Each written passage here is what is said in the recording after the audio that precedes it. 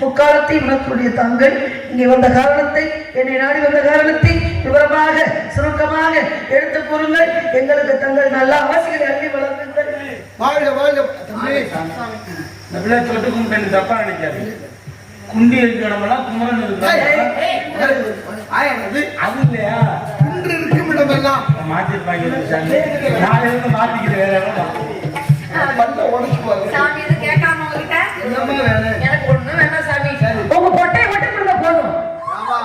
சாமிகிட்ட கொட்டை வைக்கிற காலையில போனா சாமி ஒத்த கொட்டை சாமி கூப்பிடவா?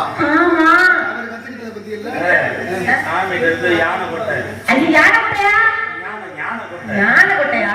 அதானே ஆனை கொட்டையெல்லாம் தயார் பண்ணி தரணுமா வேண்டாமா? அதுக்காக கொட்டையெல்லாம் எடுத்து அரைச்சு வச்சிருக்கோம். சாமி அரைச்சு வச்சிருக்கா? சாமி உங்க கொட்டையை கொடுக்க சாங்கில ஓசிட்டு போட்டு சாமி நீ அதை வேண்டாம் கொடுங்க. இந்த கையில வச்சுக்க பாத்தீங்களா கட்டை, இந்த கட்டையை மட்டும் கொடுங்க. இந்த கட்டையை கொடுத்துட்டு அந்த ஆளு காலை பிடிச்சிருங்க சாமி. நான் நீங்க காலை பிடிச்சிருக்கீங்கன்னா அந்த ஆளுல காய அடிச்சு விட்டுறேன். நான் காட்டு நீ வாட்டி அடிச்சுட்டு போனவா சாமி போயிட்டு வரலாம். முகநகை நட்பது நெஞ்சத்துல அகநகை நட்பது நட்பு என்றபடி வந்த உடனேயே முகமலர்ச்சியான வரவேற்பு வந்தாரை வாழ வைக்க வந்த நாடு வேற்றுமை ஒற்றுமை காண்பது தமிழ் பண்பாடு பண்பாடு குறையாமல் வரவேற்றுமையாளாக மகிழ்கிறேன் என்ற உள்ளது எந்த இயல் இசை கொண்டான் என்று கம்பர் பாடியது போல நீர்மையை இனிமை நிறைந்தது எனதாகும் என்று நிகழ்ந்து கூறுவது போல அழியாத தமிழ் மொழிக்கு வாழ்க வாழ்க அந்த வாழ்த்துவது மட்டுமல்லாமல் தமிழால் என்னுடைய வாழ்த்து அஞ்சலி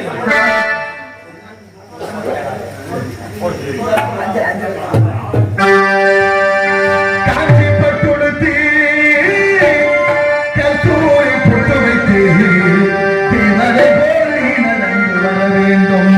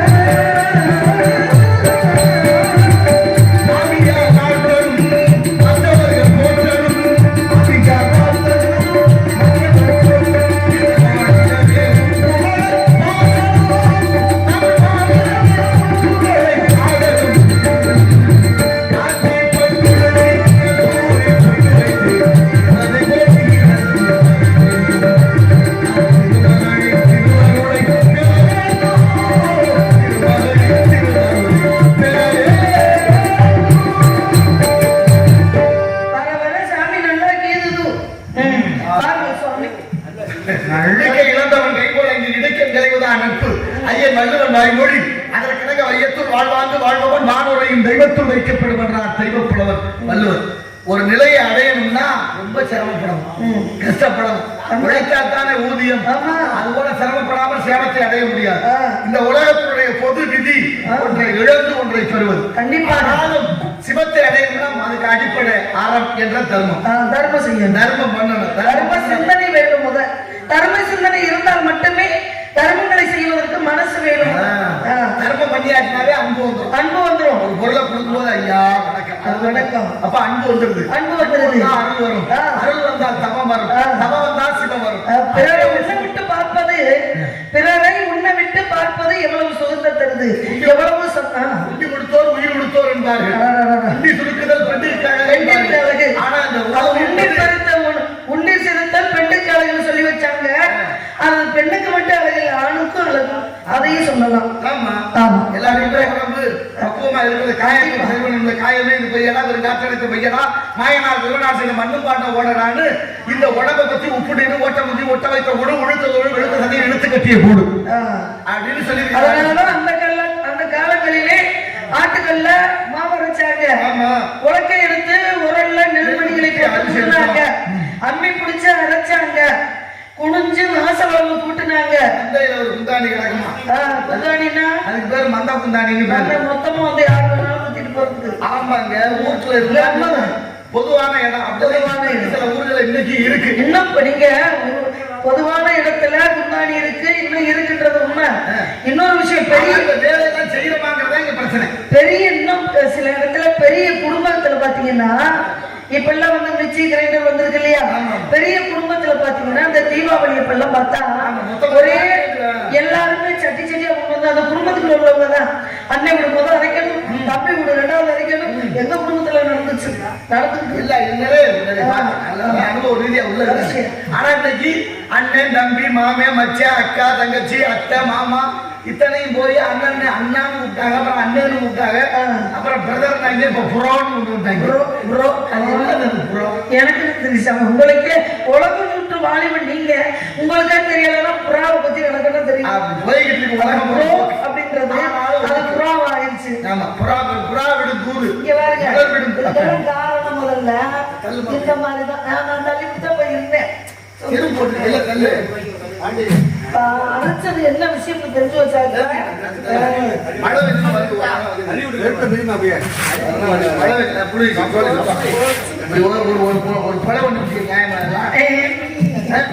சுவாமி பள்ளி கருணையா இருக்கு ஆளு உயிரை பரவாயில்ல போது நீங்களாக புறவன சொல்றது.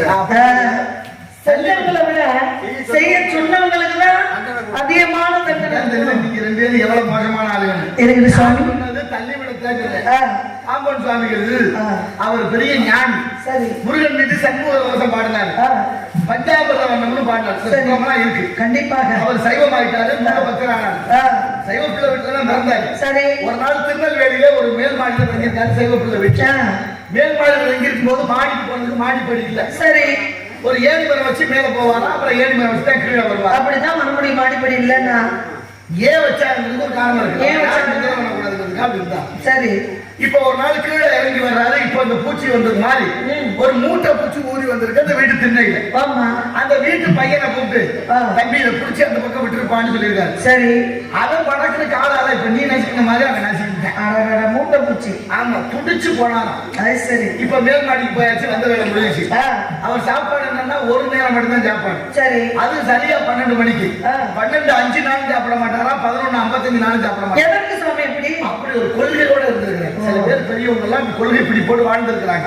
எந்த சூழ்நிலையிலும் இந்த கொள்கையை விட்டு மாறல. காலையில எந்திரிச்சவன முதல்ல பச்சை தண்ணி அருந்தணும். இல்ல வெந்நீர் குடிக்க அதுவும் சொல்லிட்டு இருக்காங்க. இப்ப பாருங்க, பச்சை தண்ணி எந்திரிச்சு மகாலட்சுமியுடைய வடிவம் அது. ஆகையினால தண்ணீர் பச்சை தண்ணியை உள்ள வயிற்றுக்குள்ள போட்டுட்டா அப்புறம் ஏதாவது சாப்பிட சொல்லியிருக்காங்க. காலை சாப்பாடு 9 மணிக்குள்ள முடிக்க சொல்லியிருக்காங்க. சொல்றாங்க வைத்தியர்கள் சொல்றாங்க. இல்ல இல்ல சித்தர்களை பத்தி நீங்க சொல்லுங்க. வைத்தியர்களை பத்தி அந்த கதை கொஞ்சம் குறை இருக்கு. சொல்லுங்க. இப்ப மேல அந்த வீட்டு அம்மா சாப்பாடு கொண்டுட்டு போறான். சரி, சரியா 12 மணிக்கு பெருசா சாப்பாடு இல்ல, ஒரு கைப்பிடி உப்பு இல்லாத கஞ்சி. சரி, இவ்வளவுதான் சாப்பாடு. அந்த சாப்பாடு கொண்டு போறது சாமி சாப்பிட மாட்டேன். அந்த அம்மா ஏன் சாமி சரியா நேரத்துக்கு வந்துட்டு நேரம் ஒண்ணு கிடக்கலையே, ஏன் வேண்டாங்க. சரி, இல்லம்மா இந்த வீட்டுல ஒரு இழவு விழுந்து வச்சு சாப்பிட மாட்டேன். அப்பதான் அந்த அம்மா பதறி போனா, நமக்கு தெரியாம யாரு சொல்ற எல்லாரும் நல்லா தானே இருக்காங்க. இல்லையா இல்லம்மா உன் வீட்டுக்கு உன் மையன் ஒரு மூட்டை பூச்சியை கொண்டு விட்டா நான் 3 நாளைக்கு சாப்பிட மாட்டேன். சரி, ஒரு மூட்டை பூச்சி இறந்ததுக்கு 3 நாள் சாப்பிட மாட்டேங்கிற மகான் பிறந்த நாடு இந்த நாடு. கண்டிப்பாக மகாத்மா காந்தி கேள்விப்பட்டிருக்கீங்கல்ல, சுதந்திரத்துக்கு பாடுபட்டார். அஞ்சுபடாத பாடு. அவர் நவகாலிக்கு போயிட்டு வர்றாரு. வயசான நேரம் கொஞ்சம் தளர்ச்சி. அந்த அசதியில வந்தோட தூக்கிறாரு. சரி, கொஞ்ச நேரம் கழிச்சு எந்திரிக்கிறாரு. ஒரு பேத்தி மனு ஒருத்தி இருந்தா. பேத்திக்கிட்ட கேட்கிறாரு, தாத்தா வந்துட்டு சாமி கும்பிடலாம். இல்ல தாத்தா வந்தோடனே படுத்து துடிச்சு போனார். படைக்கு போய் குளிச்சுட்டு வந்து ராமநாம ஜெபிச்சுட்டு படுத்துட்டாரு. பொழுது விடிஞ்சது. நீங்க மாதிரி சாப்பாடு பஞ்சம் சாப்பிடல. அவர் காலையில குளிச்சுட்டு தேனும் வெந்நீரும் சாப்பிடுறது வழக்கம். அது சரி, வெந்நீரும் தேனும். அதனால உடல் பருமமா இருக்கிறவங்க அதை சாப்பிடலாம். ரொம்ப வத்தலா இருக்கிறவங்க அதை சாப்பிட்டா அது ஓவரா வத்தல் ஆகிடுவாங்க. அப்படி இல்ல, ஏன்னா ஆணைக்கு ஒரு காலம் வந்தாலும் பூனைக்கு ஒரு காலம் வரும். அதுக்கு ஒரு காரணம் இருக்கு. ஆணைக்குன்னா ஆணை இல்ல, ஆ என்றால் பசு, பசுவோட நெய் சாப்பிடுறதுக்கு ஒரு காலம் இருக்கு. கண்டிப்பாக. பூ என்றால் நம்ம பாக்குற பூல இருக்கக்கூடிய தேன் சாப்பிடுறதுக்கு ஒரு காலம் இருக்கு. 40 வயசுக்கு கீழே நெய் சாப்பிடணும், 40 வயசுக்கு மேலதான் தேன் சாப்பிடணும். அவர் சாப்பிடுறது வெந்நீரும் தேனும். கொடுக்க வரும்போது வேண்டாங்க.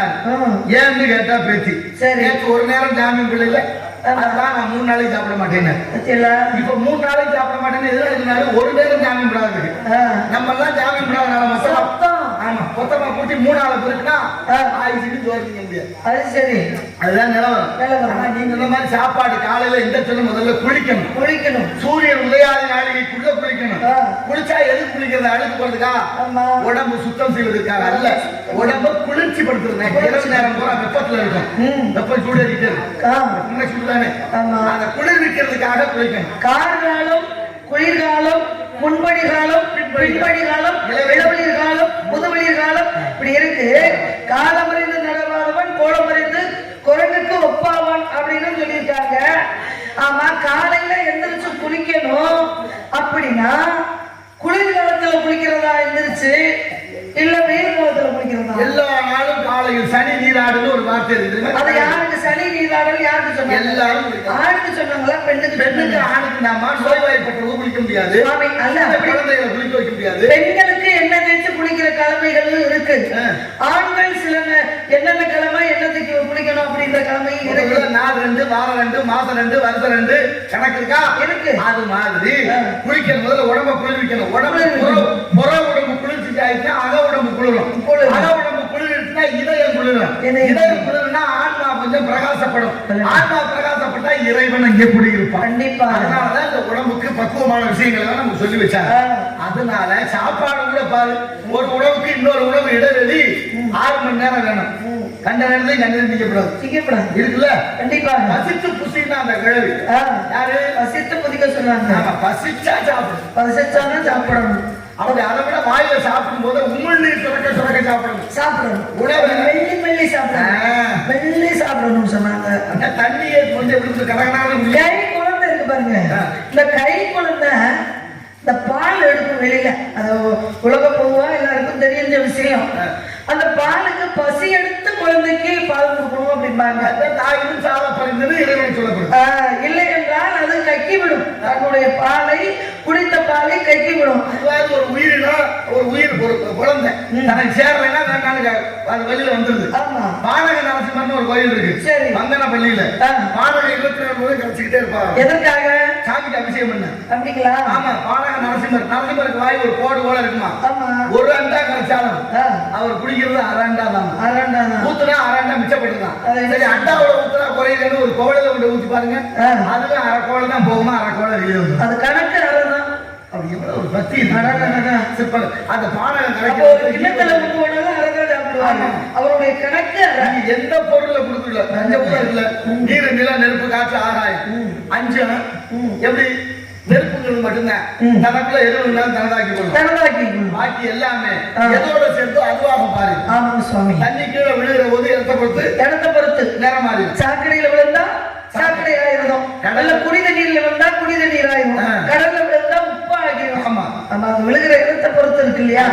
இடம் பொருள் இறைவன். அது மாதிரி இந்த இடத்தை பொறுத்த வரைக்கும் இடத்தால் நமக்கு பெருமையா. நீங்க சொன்னீங்க இல்ல, அதைத்தானே கேட்கிறேன். இப்ப சொல்லி முடிச்சீங்க உயிரை கொள்ளலாமா அப்படின்னு. நீங்க சொன்னீங்க பாத்தீங்களா மூட்டை பூச்சி கதைய. மூட்டை பூச்சிய கையில தொடலாம், அது ஒண்ணுமே செய்யாது. ஆனா அந்த எரிப்பூச்சிய கையில தொட்டா ஒரு இடத்துல பட்டுச்சுன்னா கேளுங்க, இந்த எரிப்பூச்சி ஆகப்பட்டது ஒரு இடத்துல பட்டுச்சுன்னா உடம்பே அரிக்கும். இது அரிக்கும். அந்த அங்கிட்டு ஒண்ணு வருது பாரு, அது கருப்பா தடி வண்டு. வண்டு கடித்தது இல்லை கேடி இவனை, வண்டு கடித்தது இல்லை முடியல. ஆமா ஆமா, அதை கேட்டு கடைசியா அந்த நிலைமை ஆகி போச்சு. அது இருக்கணும் சாமி. எல்லா உலகத்தையும் சுற்றி வந்தீங்க, எங்கெங்க போனீங்க, எங்கெங்க நல்ல காரியங்கள் செஞ்சீங்க. இப்ப இந்த ஊர் வந்திருக்கீங்க, இந்த ஊர்ல நீங்க என்ன காரியம் நல்ல காரியம்? நார்மல் போற இடம் பூரா கலகம்னு சொன்னாங்க. கலகம் பிறந்தா நியாயம் பிறக்கும். கலகம் பிறந்தா நியாயம் பிறக்குது. சரி, நெல்லு விதைக்கிறான். சரி, பயிர் முளைக்குது, கூட களையும் முளைக்குது. நெல்லுக்கு பயிர் வந்துருச்சு. சரி, களைக்கு யார் போடுறது? களைக்கு யார் போட்டு? களை முளைக்குதே, அதுக்கு யாராவது விதை போட்டாங்களா? அது கூட சேர்ந்து வர்றதுதானே. ஆனா இது இயற்கைன்னு சொல்றோம். இயற்கையாகவும் வரணும். நெல்லு மணிகள் அடித்து அதை மூட்டையா கட்டி கொண்டு போய் விதை நெல் வைப்பாங்க பாத்தீங்களா? அதுலயும் தெரியாம 1-2 கணக்கும். அப்ப நெல்லு பயிரை நடப்பது இதுவும் அதுவும் ஒரே மாதிரி. புது விதை முளைக்காதுன்னு ஒரு கணக்கு வச்சிருக்காங்க. நெல்லு பயிரும் கோரை பயிரும் பார்ப்பதுக்கு ஒரே மாதிரிதான் இருக்கும். அது பயிரை முளைக்கும் போது அதை நடவு நட்டு பாதி விளைச்சதுக்கு அப்புறம் தான் அது கோரை.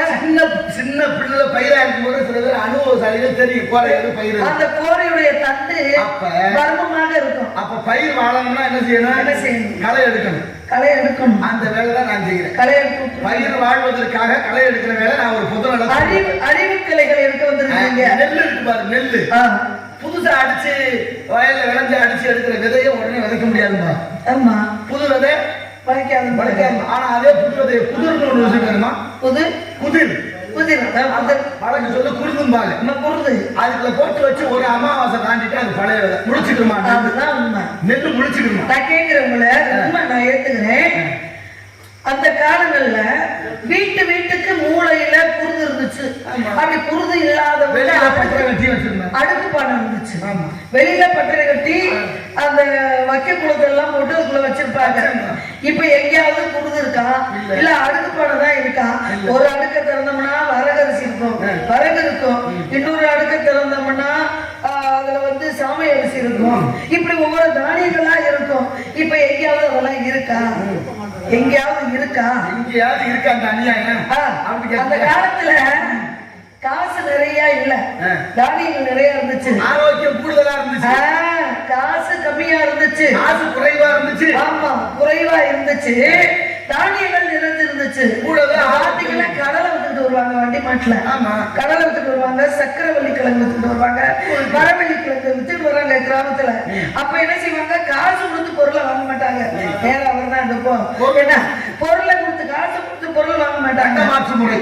அந்த தானியங்களை கொடுத்து மரக்கா கணக்குல அலாக்கு கணக்குல தானியங்களை கொடுத்து அந்த பொருளை வாங்குவாங்க. ஆனா இப்ப கொடுக்கறதுக்கு தானியம் இல்ல, ஏன்னா விதைக்கிறதுக்கே தானியம் இல்ல. விதனல்ல நம்மகிட்ட இல்ல. இல்ல இல்ல என்ன யோசிக்கலாம்? என்ன யோசிக்கலாம்? கேளுங்க, அது ஏன் யோசிக்கலன்றதை விட இப்ப நஞ்சை நிலம் இருக்கு, புஞ்சை நிலம் இருக்கு. நஞ்சை நிலம் இருக்கு, புஞ்சை நிலம் இருக்கு. நெல்மணிகள் எல்லாம் புஞ்சை நிலத்துல நட முடியாது, நஞ்சை நிலத்துல தான் நட முடியும். புஞ்சை நிலம் வானம் பார்த்த பூமி ஆகப்பட்டது. அந்த வானம் பார்த்த பூமியில தான் வரகரிசி நடுவாங்க. வரகு அதுலதான் விதைப்பாங்க, கொள்ளு அதுலதான் விதைப்பாங்க. இப்படி இந்த நிலங்கள்ல புஞ்சை நிலம் பூரா பிளாட் போட்டு வித்துட்டு இருக்காங்க. அப்புறம் எங்க விற்கிறது எனக்கு தெரியாது, தெரியும். சரி, அதை கேட்கிறேன். அதனால ஒரு தப்பு இல்லை. அது நாகரிகம், அது மக்களுக்கு புரியுது. விவசாயம் அழிஞ்சு போச்சுன்னு சில பேர் சொல்றது உண்டு. அழியல, அழிக்கப்பட்டது. என்னன்னே தெரியாம, என்ன நடக்குது தெரியாம, நம்ம ஏன் இப்படி மாறுறோம்னே தெரியாம இழந்துச்சு. தயவு செய்து மீட்டுருவாக்க அது பல பேர் பண்ணிட்டே இருக்காங்க. சுவாமி, அழிக்கப்பட்டதுன்றதை விட முதல் அதை விதைக்கிறதுக்கு நிலங்கள் வேணும். நிலமெல்லாம் நம்ம புரிஞ்சுங்க, நிலம் இருந்துச்சு. ரெண்டு இல்லாம போனோடனே மழை இல்லாம வந்துருச்சு.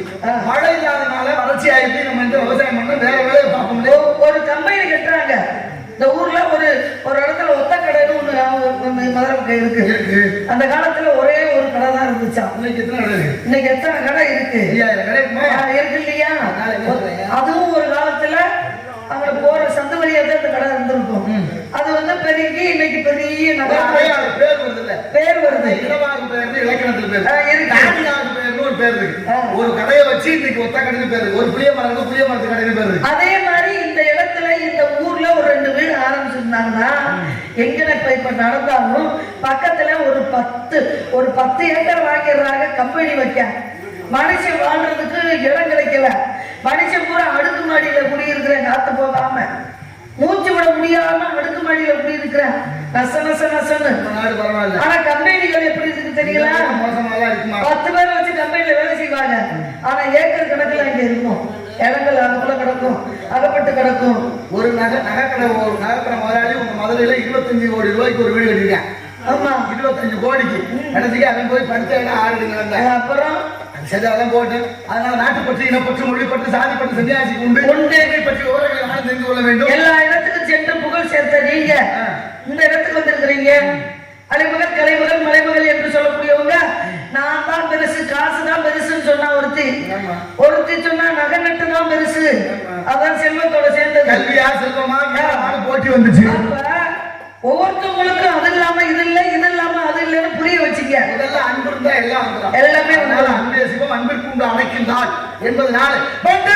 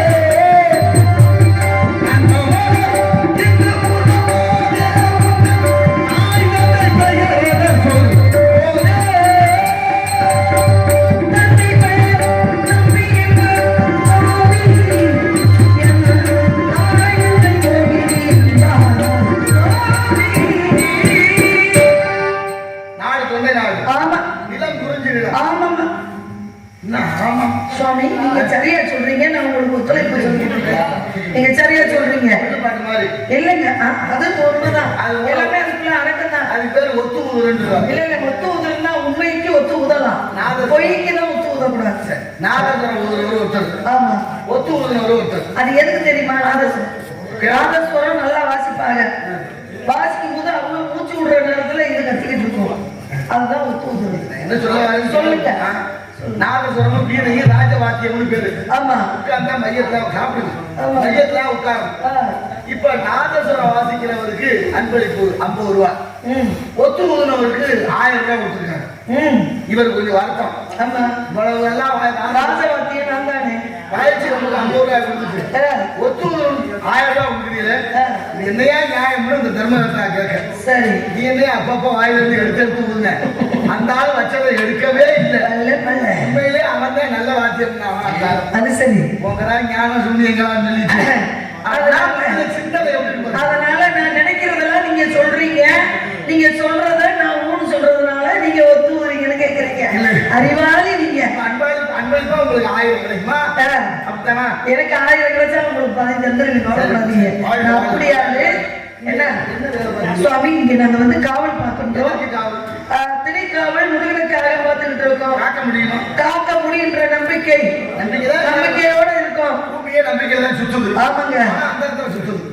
வீடு கட்டி வச்சிருக்கோம், வீடு கட்டி உள்ள போய் குடியிருக்கிறோம், நம்ம தூங்கி எந்திரிக்கிறோம், அந்த வீடு நல்லா தானே இருக்கும், அது நம்பிக்கை தானே. ஏன்டா அந்த பேன் எப்படா விழுகும்னு நினைச்சா படுக்க முடியுமா? முடியாது. காவல் கட்டி என்று சொல்லக்கூடிய கடிகாரம் செவத்துல இருந்து விலை போட்டு வாங்கினது அது நிக்கல.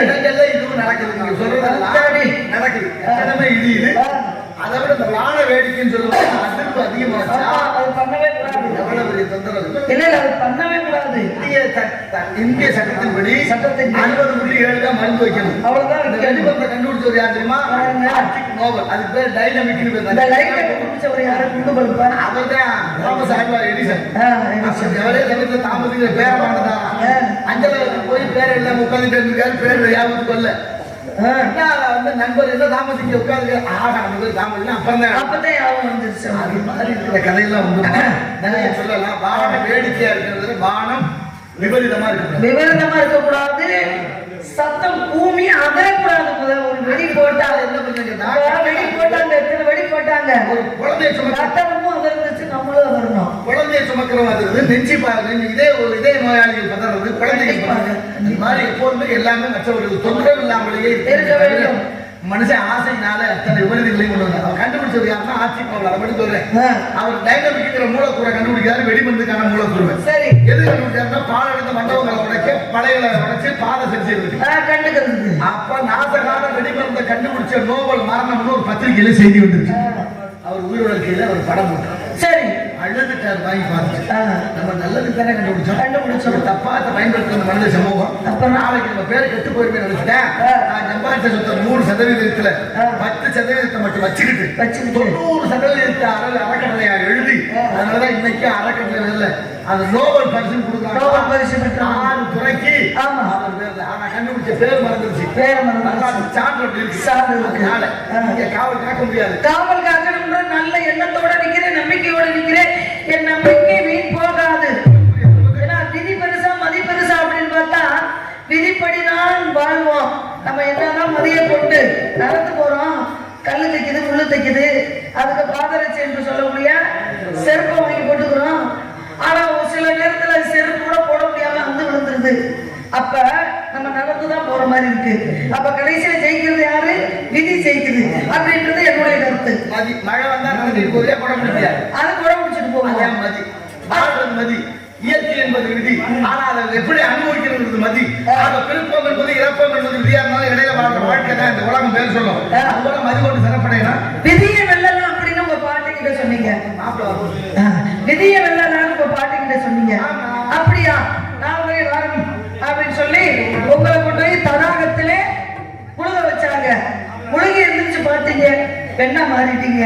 பெண்ணா மாறி சலத்துவமனை நினைச்சு 50 வாங்க அப்படி பெண்ணா உருவெடுத்து 60 பிள்ளைகளை பெற்றீங்க. இது வந்து விதியா மதியா அப்படின்னு கேட்டா விதி. எப்போதுமே விதி பெருசுன்றது பேசுறதுதான் உண்மை. மதிப்படி வாழ்ந்தாலும் சத்தியவன் உயிரை சாவித்திரி மீட்டிட்டு வந்தா. நீங்க சொன்ன மந்திரத்தின் விரோதத்தால சாவித்திரி மீட்டிக்கிட்டு வந்தா. கடைசியில சத்தியவன் இறந்து போனான். அழிக்க முடியாத சூரபதமனை முருகப்பெருமான் அழிச்சாரு. அது விதி. 56 தேசத்தை ஆண்டாரு ஹரிச்சந்திர சக்கரவர்த்தி.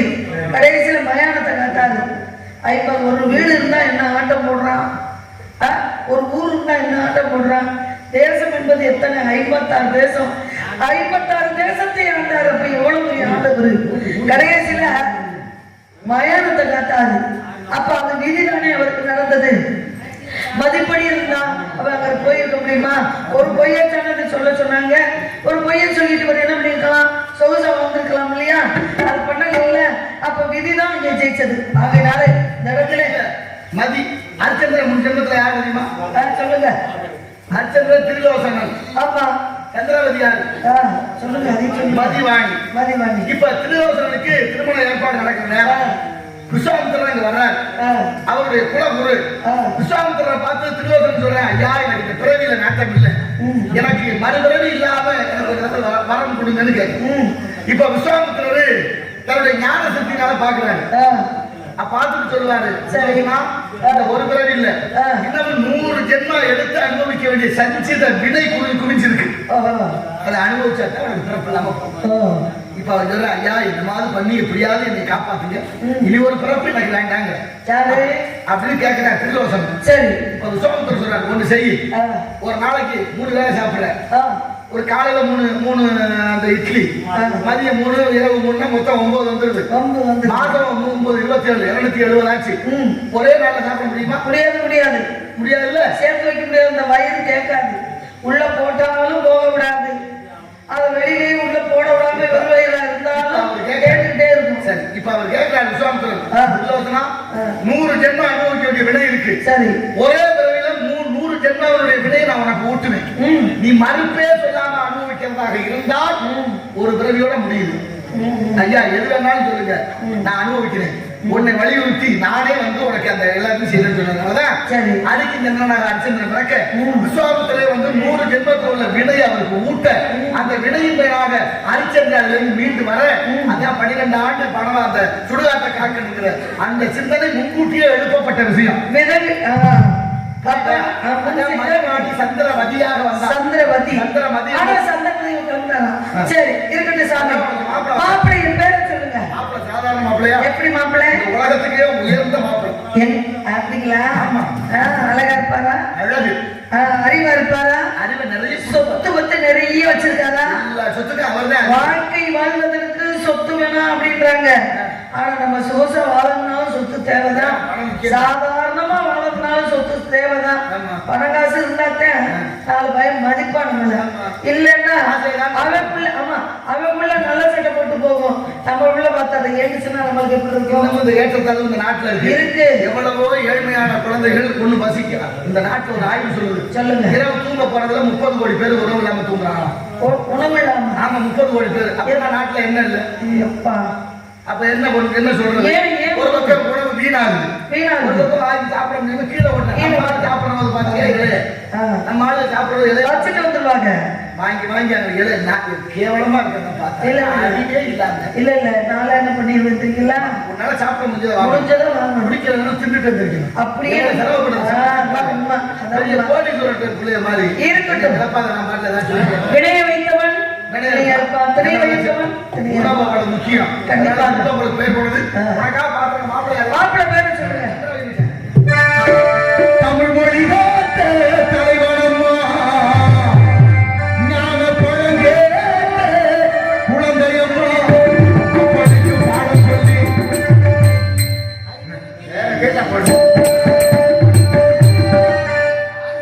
பாட்டே தொடங்கல.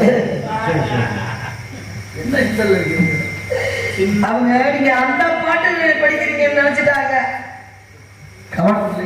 நீங்க இந்த பாட்டை படிக்க போறீங்க. அப்பனுக்கு பாடம் சொல்லி 6 வரை ஆட்சி செய்யும் ஏன் ஜாதி முருகனம்மா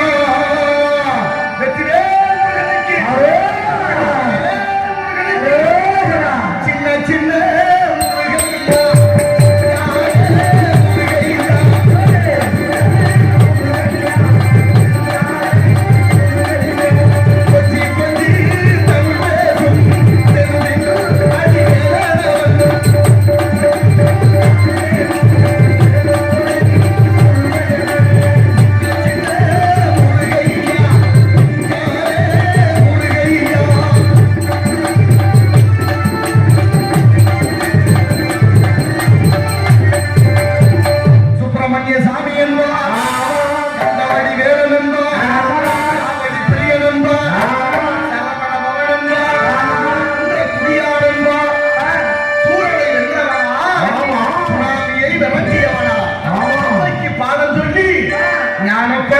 பெரியவனா அப்பேற்பட்ட முருகன் ரொம்ப சின்னவனா அப்படியா? சின்ன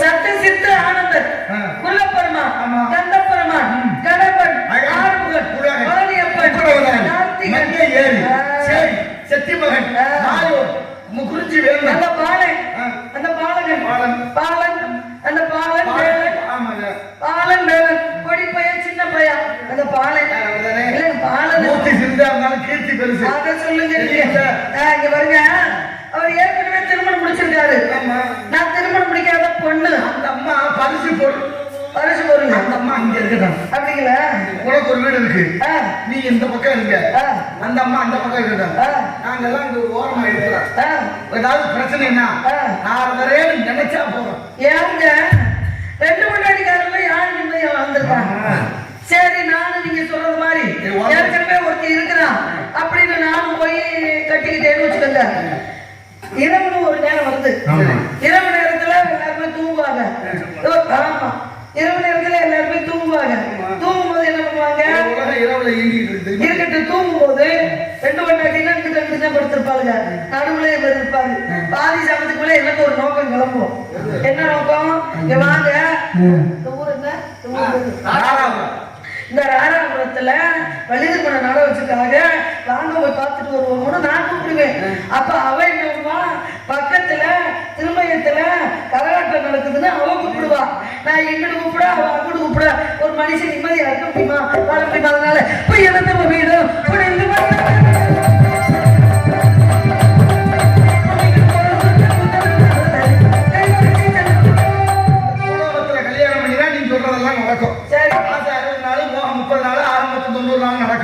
நீ நினைக்கிற மாதிரி ரெண்டு பண்ணாடிக்காரன் கெட்ட பிடிச்சிருக்காங்க ஆனா நான் கேட்கிறேன் நீங்க என்ன இவ்வளவு வியாக்கியானம் பேசுற நீ அவர் கல்யாணம் ஆயிடுச்சுன்னு தெரியுமில்ல அப்புறம் நினைக்கிறேன் சாமியை கட்டா கையெழுத்து கும்பிடணும் பெரியவங்களை கட்டா கையெழுத்து கும்பிடணும் அது மாதிரி முருகப்பெருமான் நீங்க குல தெய்வம் அதை மனசுல நினைச்சுக்கிட்டு இருக்கிறேன் நான் வந்து புருஷனா வாழணும்னு நினைக்கல அதனால சத்தியம் உங்ககிட்ட அச்சில்லாம தேராட்டம் மாதிரி அவன் முகத்துல தெரியுது அவர்கிட்ட வச்சிருக்காங்கிறது அப்படிங்களா அந்த சிக்கல் சிங்கார வேலைகளை வர செய்து திருமணம் செய்து கொடுக்காவிட்டால் அன்பிருப்பது சத்தியம் அல்ல சத்தியம் சத்தியம் சத்தியம் வைத்தியநாதன் மகன் அது வரைக்கும் பத்தியம் நீங்க நேரா போய் உங்க அம்மா பார்த்த